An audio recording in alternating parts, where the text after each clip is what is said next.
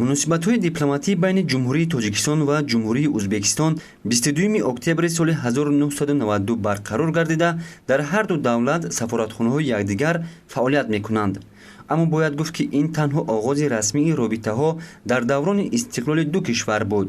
дар асл равобити тоҷикҳо ва ӯзбекҳо собиқаи чандин асра дошта, муштаракоти зиёди фарҳангиву иҷтимоӣ ин ду миллатро садсолаҳо боз ҳам наздик кардааст. ҷумҳурии тоҷикистон дурнамои рушди иқтисодӣ, мавқеи ҷуғрофӣ ва инчунин муносибатҳои таърихан ташаккулёфтаи халқҳои ду кишварро ба ин нӯбат гирифта, ба рушду таҳкими минбаъдаи ҳамкориҳои мутақобилан судманд бо ҷумҳурии ӯзбекистон таваҷҷӯҳ зоҳир мекунад. дар ҳолати имрӯза асоси шартмавию ҳуқуқии муносибатҳои дуҷонибаи тоҷикистон ва ӯзбекистонро 170 созишнома ва шартномаро дар бар мегирад, ки дар сатҳҳои байнидавлатӣ, байниҳукуматӣ ва байнисоҳавӣ ба имзо расидаанд.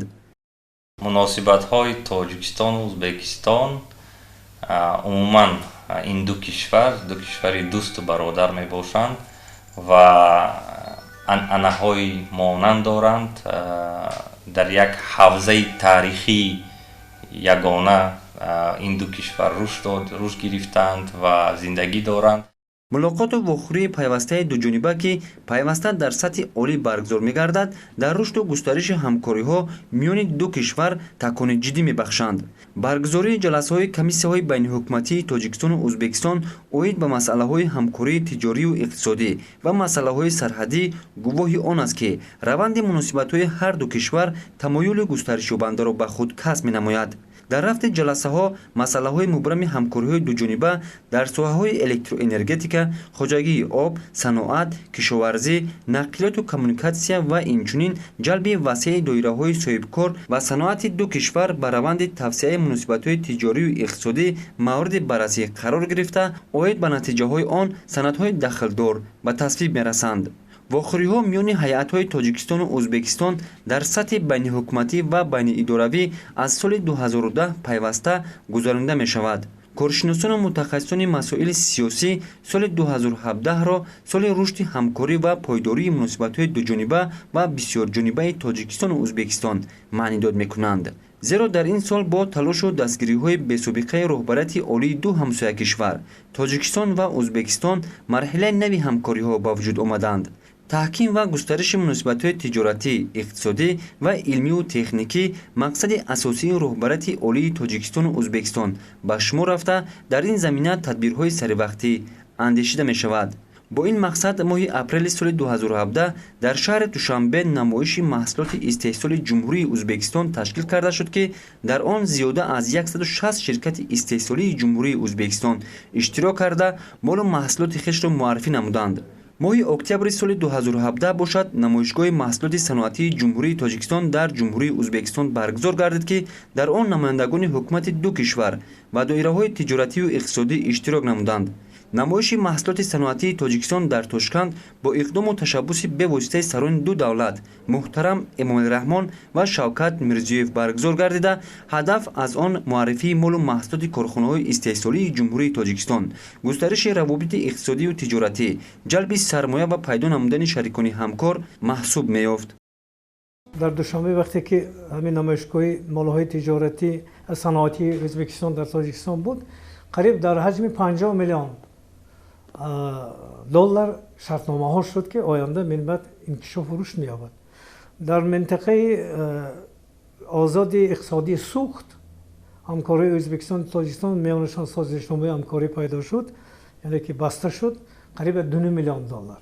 аллакай ин соли 2017 ин як соли муборак аст дар мавриди рушд намудани тиҷоратиҳои иқтисодӣ, ҳамкории иқтисодӣ, тиҷоратӣ. дар таърихи навини муносибатҳои тоҷикистону ӯзбекистон моҳи марти соли 2018 саҳифаи наве кушода шуд, ки барои равнақи ҳамкориҳои гуногунҷанбаи ҳар ду кишвар ва пеш аз ҳама рафту омади озоди мардумони ҳар ду давлат ба қаламрави якдигар заминаҳои мусоид ба вуҷуд овард. рӯзи 9 марти соли 2018 президенти ҷумҳурии ӯзбекистон Шавкат Мирзиёев бо сафари давлатӣ ба ҷумҳурии тоҷикистон ташриф оварданд.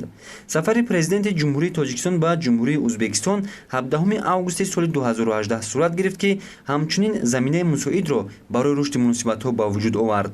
дар соли 2018 дар натиҷаи ташрифҳои мутақобилаи давлатӣ дар маҷмӯъ 53 санади дуҷониба ба имзо расид. муҳимтарини онҳо имзои созишномаи шарики стратегӣ мебошад, ки муносибатҳои ду кишварро дар тамоми соҳаҳои ҳамкорӣ ба сатҳи сифатан баланд бардоштааст. дар доираи муносибатҳои неки дӯстонаи миёни ду кишвар бо ибтикору ташаббуси сарони ду давлат гузаргоҳҳои марзӣ миёни шаҳру ноҳияҳои шимоли тоҷикистон бо шаҳру вилоятҳои ӯзбекистон ба фаъолият оғоз карданд. ин иқдоми нек рафтуомади шаҳрвандони ҳарду кишварро ба таври чашмрас осону қулай намуд ва барои рушди муносибатҳои иқтисодиву тиҷоратӣ, фарҳангиву варзишӣ ва умуман ҳамкориҳои минбаъда миёни ҷумҳурии Тоҷикистон ва ҷумҳурии Ӯзбекистон заминаҳои воқеиро фароҳам овард. бояд гуфт, ки муносибат миёни Тоҷикистону Ӯзбекистон фақат ба масоили сиёсиву дипломатӣ маҳдуд нашуда, дар бахши иқтисоду саноат низ чашмрасанд. ҳоло ҳамкориҳои иқтисодии Тоҷикистону Ӯзбекистон тамоюли болоравӣ дорад.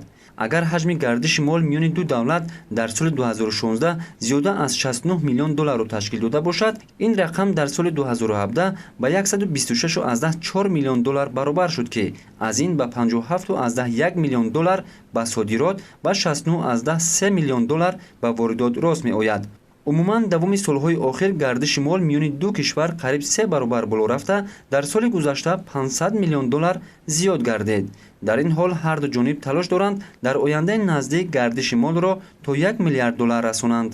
таърих ва сарватҳои умумии фарҳангиву маънавӣ, инчунин анъанаҳои чандинасраи эҳтироми якдигар ва ҳамсоягӣ барои принсипҳои асосии муносибатҳои Тоҷикистону Ӯзбекистон таҳкурсии мустаҳкам гузоштаанд. ин робитаҳо дар оянда низ таҳким бахшида шуда ба манфиати иқтисодии давлатҳо ва мардумони ҳарду кишвари дӯсту ҳамсоя истифода хоҳанд гардид. бегумон имрӯзҳо иродаи сиёсӣ чӣ дар Душанбе ва чӣ дар Тошканд бар ин аст, ки робитаҳои гуногунҷанба миёни ду кишвар тавсия дода шаванд, зеро ин чиз хостаи ҳам давлатҳо ва ҳам мардумони ду кишвари дӯсту ҳамсоя мебошад. иброҳими Неъмат, Муҳаммаднабии Мирзораҳим, Хабар.